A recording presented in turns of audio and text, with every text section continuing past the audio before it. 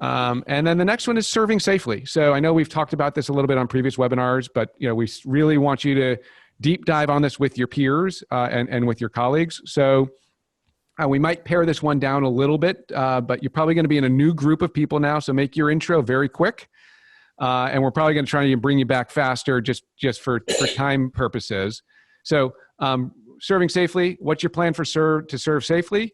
Keeping yourself, your staff, your servers, your clients and the recipients safe.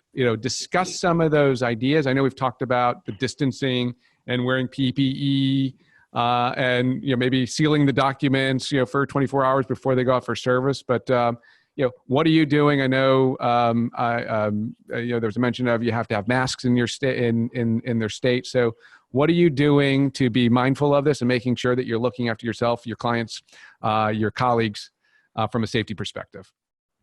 And heading out to breakouts now. I'm going to open the rooms now.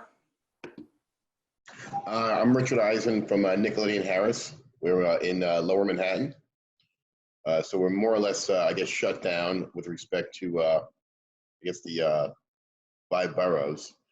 We are getting some stuff served, but we're providing our servants with face masks, hand sanitizer, gloves, making sure they remain socially distant from whoever they serve when they have the opportunity to serve. And we do utilize a lot of technology. So we're mostly working from home. A lot of our stuff is remote. But with the investments we've made in technology over the years prior to COVID-19, we've been very successful with being able to receive work, send work out, and utilize our technology to, of course, not, be hands-on, so to speak. I have a long list from one of my clients, and I'm really kind of questioning it of how they want us to prepare these papers. They want them served in a bag. And oh, wow. My question is, how is the bag safer than the paper? They're both coming out of the same office. But they have a long list of how they want these handled before they would give us work back. And we, of course, serve them, whatever. But I'm wondering if anybody else is hearing that. Put these things in a bag. They've asked us to wear gloves and masks, which seems normal and acceptable. And I provided them for our servers or offered them to the ones that don't have them. But are anybody else having that issue? Yeah, well, I haven't heard that, but maybe that's more of a psychological thing. Like, hey, this is for the recipient. Just hey, this is bundled up.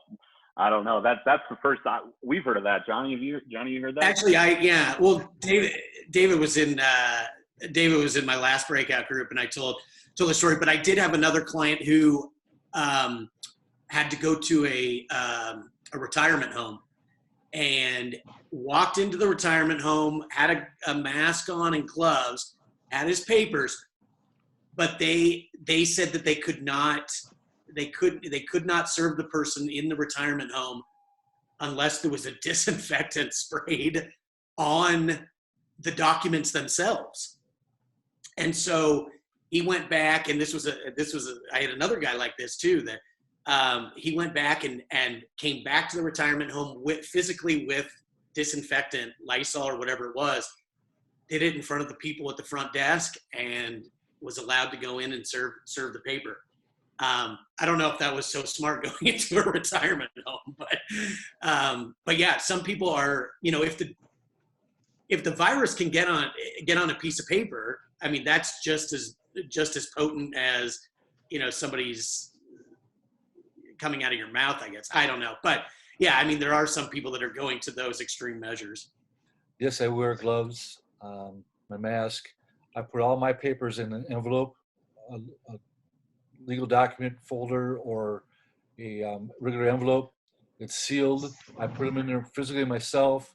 I go to the door, knock on it. I step back.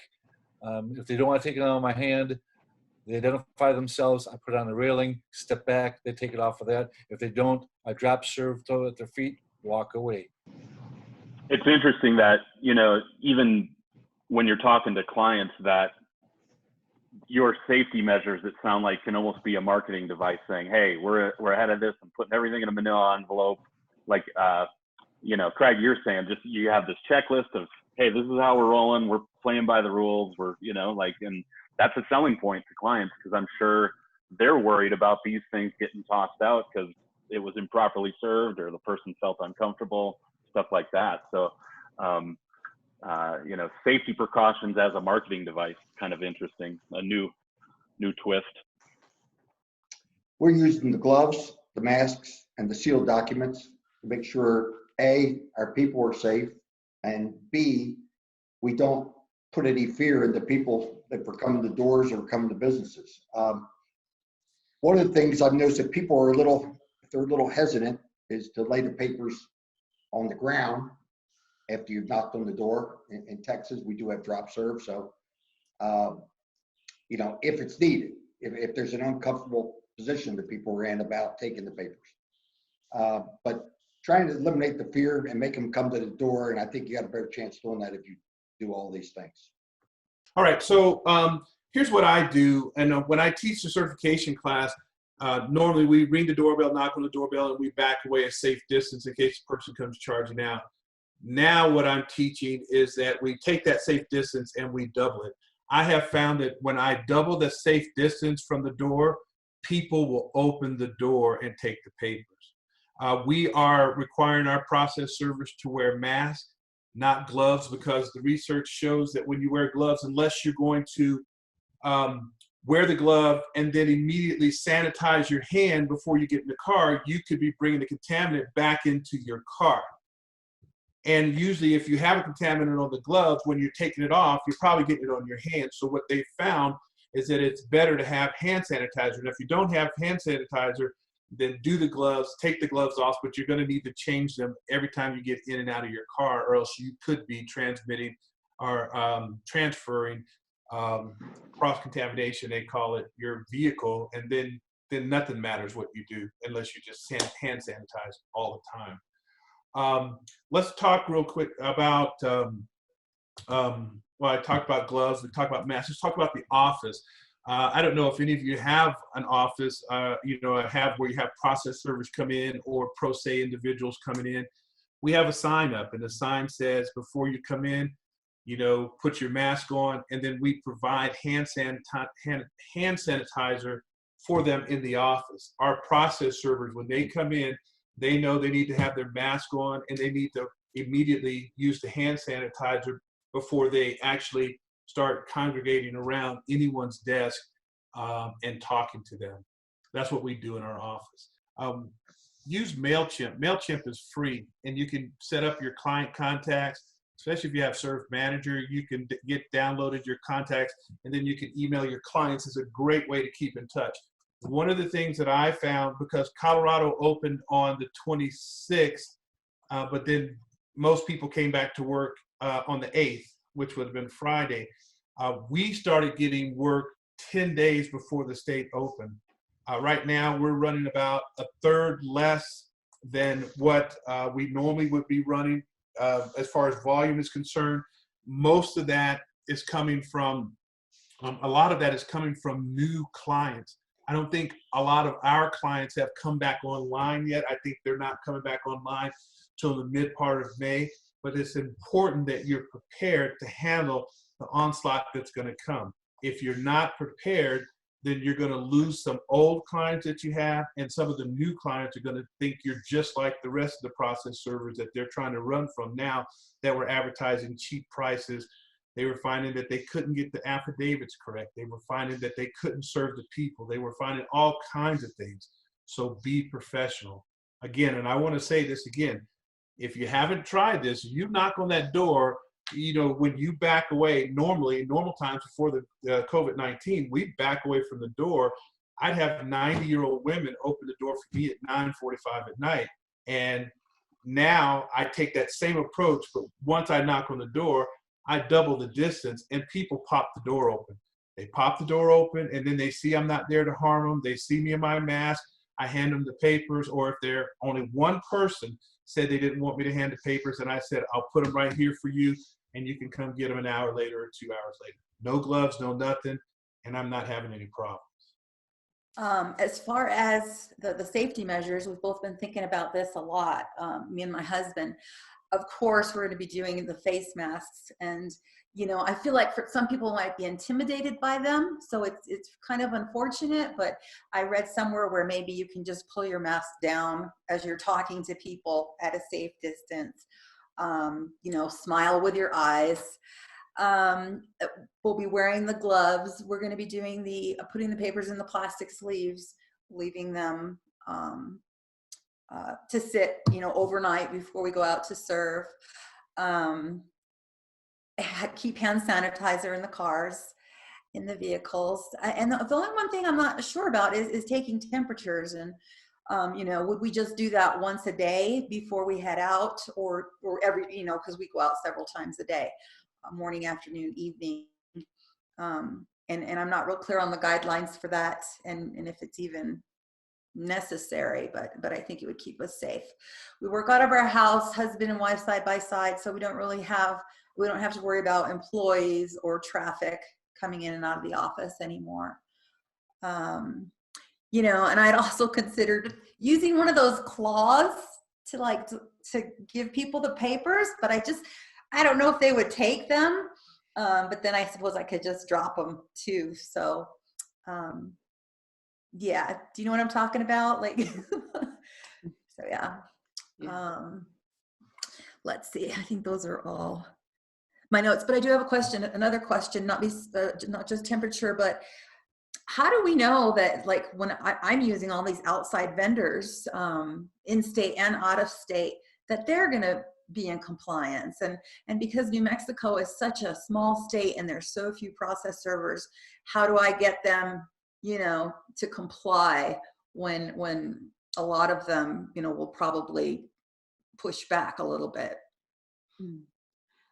I had a thought, and in responding, Diane, on the temperature, we require that each employee take their temperature each day before they come into the office.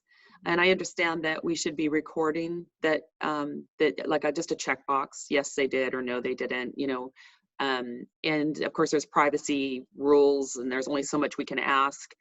But I understand we need to document that, you're making it the workplace as safe as possible so that you're protecting your community as well as your employees. I think that's really important. I don't think I would in my company, I wouldn't ask my staff to remove their face masks. I think it's going to be commonplace that people wear face masks, so people shouldn't be scared by them. Although you might want to monitor what type of face mask. I think a lot of the younger, and I shouldn't say this, it's not by age, but some people have a tendency to want to put like a fabric that has skull and crossbones on it and things. And I think when people are working for you, you're going to want to limit what fabric their mask is made of, so it's not scary. Some of the masks are really scary out there. So I get what you're saying about that. So that's on the temperature and the masks. And I had another thought, but I forgot what it was. Was it about the compliance? Oh, right. I think that's a good point, that when we use affiliates, that we ensure that they do have a safe serving policy in place. That's really important, and I think that was a great idea. I don't know if it's something where you can just check their website and see if they state that they have a safe serving policy, or when you contact them and you initiate the work order to send to them, you say, you ask them and document, oh yes, this vendor has provided me a copy of his safe service policy. One of the things that I am working on right now is updating our employee handbook, which includes my employee process servers. And we've added an entire section and put it right on the top of the handbook on the COVID-19 safety policies. And we have lots of documents in there, including the state ones that are required on top of our company policy. And I think all of that will protect you if one of your servers serves someone and that person ends up being positive. It will help your case that your server wasn't the one running around spreading it, hopefully. One of the additional things, I guess, and maybe it's an investigator thing that we're finding, is that people are agitated, they're tired of staying home, those types of things. And one of the ways that we're overcoming that is to present that positive image up front instead of just the typical, hey, are you so-and-so? Here's your papers, and walking away, and taking that extra time and saying, hey, how's your day? Maybe throw a joke in there, whatever the case may be, just to break down those walls to get that positive interaction, because people are agitated. They're tired of staying home. They're tired of losing their jobs, not having income, whatever the case may be, that they're dealing with in their daily lives. We're just finding that we're having to go that extra mile to engage with people on the services that we are doing, to ensure our safety, show them that we're not a threat, that we're just the regular individual, out there to hand them some papers and move along. Are you wearing anything differently? I mean, I realize you're doing your protective gear, like your mask and gloves or whatever, but are you also wearing, have you found, because we're not serving that many papers, we're in such a strict zone, are you maybe putting like a name badge or not a badge, but you know what I'm saying, like some sort of an identification, or have you done anything that you think might help? Yes, and we're not doing badges. We're not doing, any markings on our clothing. But what we are doing is we'll go the extra mile and put on a collared shirt and a nice pair of slacks, so that when it is somebody approaching the door, it doesn't look like just the average Joe or the next door neighbor, or just taking that extra mile to say, hey, I'm a professional and I'm approaching your residence. So that they get that image before you even get there. That's a fabulous idea, Travis. I'm going to implement that with my servers. I'm Larry Cole. I'm from Western Pennsylvania. Basically, I handle between Pittsburgh and Erie, north of Pittsburgh, south of Erie, very rural area. I do a lot for my district attorney serving, so I do deal with some people that might have been exposed to different things. So that's just kind of a constant basis. I'm always expecting that, whether it was before this or not. We are using the masks. Pretty much now I print everything. It's very rare that I get service that somebody mails to me right now. I just kind of do that. Some stuff that used to require signatures, we've waived in our area, so I don't have to do that. And it's basically, arm lengths away service, and we go from there. Hand sanitizer before and after everything, and when it is a signature, I give them a gift of a pen when we're done. So I don't even take that back. So that's what's going on with me right now. One of the things that we're finding on the opposite side of it, on some of the defendants that we're serving, is that they're taking a position. They'll talk to you through the door. This has happened a few times where they say, hey man, with everything that's going on, I'm just not answering the door. And what we're telling them is we're saying, okay, look, we understand that. Do me a favor, walk over here to the bay window. Let me show you what I've got. And we show them the document. We get a nice visual of them. And then we just tell them, look, I'm just going to put this in your door. When I leave, just go ahead and grab it. It's a good serve. We see who we're serving. So it accomplishes the means, keeps them safe, keeps us safe, if they want to go that route. Yes, as far as using, I've got friends at Costco, so everything from the Lysol, we have no issues out here with, toilet paper, TP, all the cleaning supplies, Clorox wipes, taking care of my personal precautions first and foremost, and then on the serve itself, it depends. It's over 100 degrees these days, so suiting up here, it's perception. If I wear it, then maybe they'll be more likely to open up a door, but a lot of times they're just not opening it up at all. That doesn't matter whether I'm wearing it or not wearing it. So but I'm keeping my distance. A lot of times, again, my serves are not just your normal knock on the door and see if anyone's home. I'm a private investigator. I'll serve them at bars. I'll go wait for them to come outside the door, stop at a stop sign, throw it on our windshields. My distance is a little different. And, or if I know, like yesterday, I served some guy at the hospital, a doctor coming out, I already had it on his car and just said, hey, buddy, you're served. But as soon as he grabbed it off his windshield. So, I'm not necessarily wearing it all the time, but again, having friends at Costco using all the, precaution, masks and, Lysol sprays for myself, doing my car, wearing the gloves on occasion, the mask on occasion, if I'm coming up to a door or whatever. But, a lot of people aren't wearing it out here. I mean, they say the heat is going to kill it anyhow. So in Arizona, again, it's well over 100 degrees these days. So, but there are some people that are just hiding out. But again, my serves are for those who are evasive and difficult. Usually, those are the ones that I serve. So, one thing I will add is that this doesn't apply for every case, but I had some subpoenas to deliver in a criminal case, and because of the nature of them, I was able to serve them through RPost, which is an electronic email that actually creates a paper trail, a document trail that can be used in court. I just called in advance, spoke to who I was going to deliver the documents to by email, and then mailed a copy, and they accepted them that way. So again, these were to government agencies, so they're likely not going to claim they weren't served. But I did find RPost an interesting kind of way to serve documents that I can prove in court.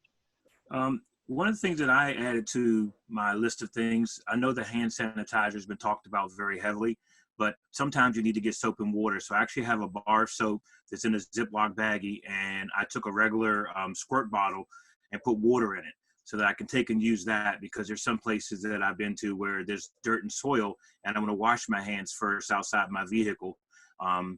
Then I can use a hand sanitizer to make sure that any bacteria or whatever. Another thing I added is I'm trying out this little key here that I'm actually going to give to all my servers. And this allows you to push a door open by using it this way, a pull door this way, or you can use it to manipulate a latch. This, of course, will be a contaminated item, and I have it on my keychain. I wouldn't be carrying it this way. They're advertised by 1,000 different companies, but then I can take my hands and wash my hands in hand sanitizer to clean this, and that'll help cut down on my contact, and I can use it to tap on the door or something to help minimize contact that way. My wife makes us keep a supply box in the car. So that's where I found the toilet paper, not toilet paper, I'm sorry. We do keep a roll of toilet paper in the car because, some places you go to, you don't want to use what's in the store, but paper towels and those sort of things. So I put those in the trunk of the car because I can open the trunk and then I don't contaminate myself inside the car. Now I choose not to use gloves because I'll be taking and touching multiple surfaces and transferring it. And I just make sure at the beginning of my day, I don't have any open cuts. And I did have one, so I didn't go out for a couple of days to let that heal. But I'll go in the trunk, clean my hands up and set the item there in the trunk and get back in the car. So those are some of the things I'm doing differently. Okay, before the shelter in place, I would approach the door with my mask underneath my chin so that the person could see my full face, standing 6 feet or more, actually more away. And then when they come to the door, put the mask up. So this way they don't feel threatened not knowing who I am. That's one. Regarding pushing buttons and handles, paper towels, use one time. With the paper towel around my index finger, push the bell, it gets folded with the part that was contaminated inside. Regarding going back to my car, I have hand wipes and Clorox wipes, all of that, steering wheel, cleaning, everything. I don't touch anything because as Bruce said with the gloves, transferring from one place to the next, you got to be really careful about that. For the ones that I have been doing, we have been just maintaining PPE and really just keeping our documents clean for longer than 24, sometimes 48 hours, just to make sure that we're doing the right thing and serving from a distance, especially at the law offices. As far as safe serving, mask and glove, I've instructed my guys and I as well, we don't enter apartment buildings. We leave a note on the exterior doors if we've got the defendant's car information. We leave a note on their car as well, ask them to step outside once we contact them by phone.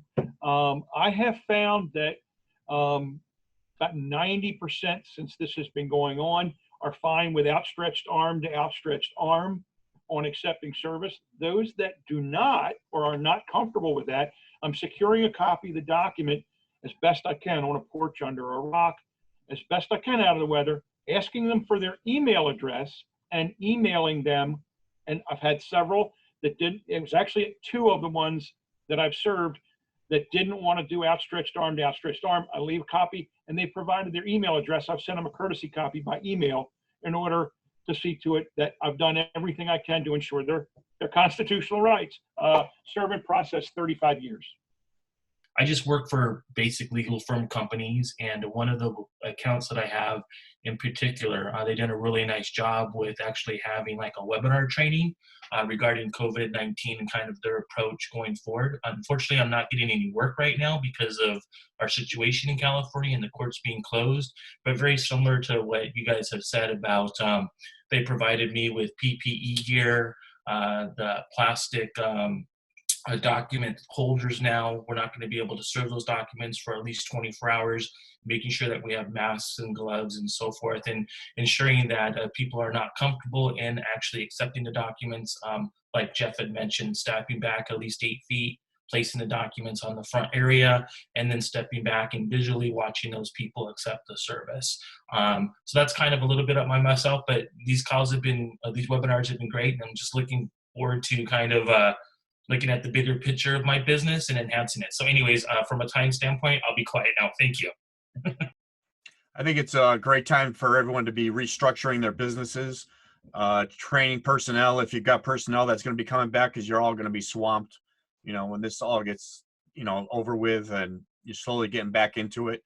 The biggest thing that clients hate is when they get pushed or shoved to the side, and you know, you've been providing them with great service, you know, serving things within a day or two, and now you're out 2-3 weeks and they're like, where are our documents? You know, you really want to get ready for that. We're all slowly, here we go. Everyone's coming back here now into the meeting. And looks like everyone's back. Welcome back. How was that? Let's just jump right into the dialogue and conversation. How about Steve Glenn? If you're available, what did you guys find in your group? Well, everybody's using PPE, so they're using a mask. Some are using gloves and not using gloves.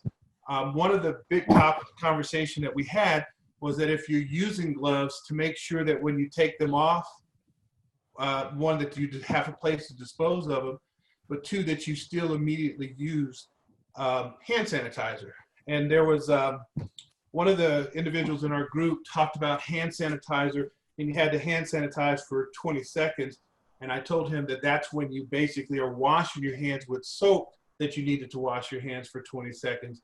Hand sanitizer, for the most part, has alcohol in it, and it instantly kills any germs that are there. So you just have to put enough on that you can cover.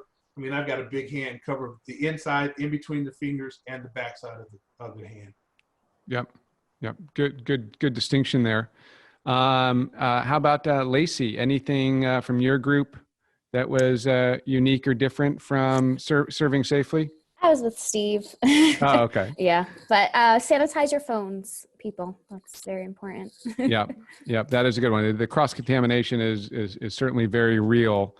How about Jane? What about your group?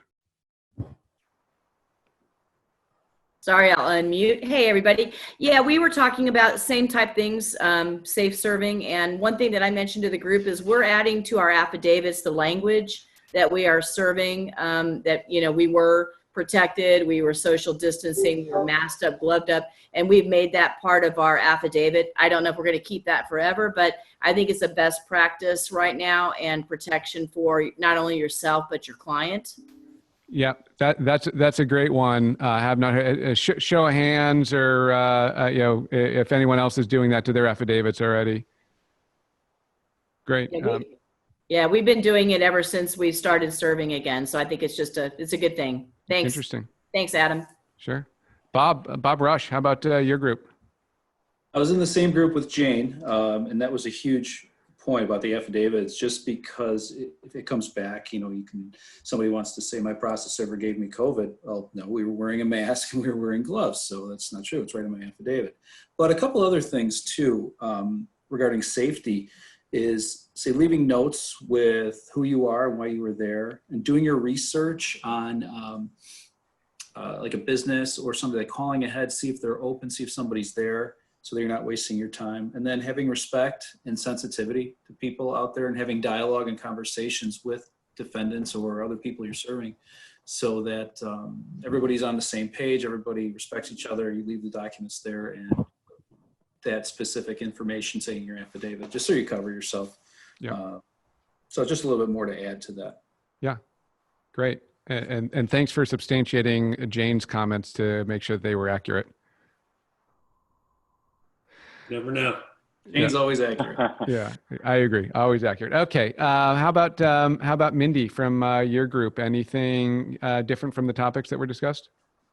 Yes, one interesting thing that somebody's doing is while they're at the site where they're serving the papers, are actually taking a photo of themselves with their mask, with the hand sanitizer there, with the GPS stamp, so that they are really documenting that they are taking these measures in case it ever comes back to them, which we thought was a really great idea. Great. Yeah, another really good one for being thorough. And so let me just see Gail. I was going to call on Gail as well. See if your group had any thoughts. I was with Mindy, so that was the big thing that came out. That, and one of our private investigators said that he's serving in envelopes, and he consistently does that. Of course, that's varies state to state.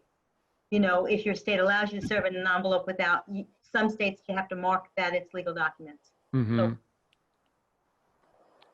great. And then how about John Talifer? Anything from your group, or were you in one of the groups with others? Yeah, Chad and I were in the same room, Chad Jolly. Yeah, just had some great, I mean, pretty much everything that everybody said, but yeah, just being, you know, following the CDC guidelines, just, you know, making sure that you're social distancing, obviously sanitizing things when possible. And yeah, pretty much the same things everybody said. So great. John, Anyone else? One of the things. Sorry, go ahead, Jed. Oh, I was just going to tack on to what Johnny said. You know, it came up that it's almost a thing that you can market to your client, saying, "Hey, I'm using all of these steps." I think Craig in Oklahoma talked about this. You know, I'm using all of these steps, letting your clients know that this is going on. It's almost a marketing device. Just want to chime in with one more thing real quick. Both of the breakouts that I've been in have had at least 2 people that are new to the industry that are looking to either be mentored or are looking for work. They were down in Alabama and Atlanta. So definitely stick around, and you know, if you're able to help those folks out, you know, that's part of the point of this group. So there are people out there that are looking for help getting into the industry. I would encourage all those folks to join that Slack group as well. I think that's where you're going to see some good networking. And we also have our Serve Now closed Facebook group. I think Cliff really wants to say something. Yes. Oh, yes. I just wanted to add something new, and that's Knox Attorney Service has upped their janitorial services. So they're paying more, but they're having a higher level of sanitizing done in their office ongoingly now. So it costs them more, but they're getting better value and being extra safe. In case you have that option, look into it. That's a really good point. We have basically no one going into our office yet. We have not cut back on any of our janitorial services. Or added to it and stepped up. Yeah, Robert, I was actually going to call on you. Robert, anything else that you guys are doing? I mean, that's, you know, what we've done also is for our field staff is setting up a station that's right by the front door that limits their exposure with our staff. You know, they can come in, drop their work, pick their work up, drop their work off, get out with very little contact. And I think that's key. Yep. Yeah. Reducing contact. And Tori, last, anything unique or different that we didn't hear today from your group? Oh, sorry. We already had Do we have a representative from your group? I can't remember. Brent, I think, yeah, there we go. Yeah, someone was sharing their screen. Thank goodness it was just the Zoom browser. Chad, I sent an email to Miss Lewis down in Alabama, so I'll give her some information later. Great. And again, this community has been wonderful to everyone. And just back to the last one, Mary Beth asked for masks and people jumping in and offering that help. I know so many of you have done so much for so many others, and please keep that going. It's just so wonderful to see what has been, what this community has done for one another. So, Tori, any final thoughts on serving safely, or can we go to the next question? You're on mute. Think, use your brain. Some people have a hard time with that. If you're not feeling good, don't go out and serve. You're just leaving yourself open for disease, infections. And I'm constantly repeating this to my team. Yep. Yeah, we're going to talk about some of those guidelines and suggestions. So the attorney that's coming on after it has a checklist and assessment that they've built for bringing people back to work, and should you be taking their temperature and things along those lines. There's obviously a number of employment considerations.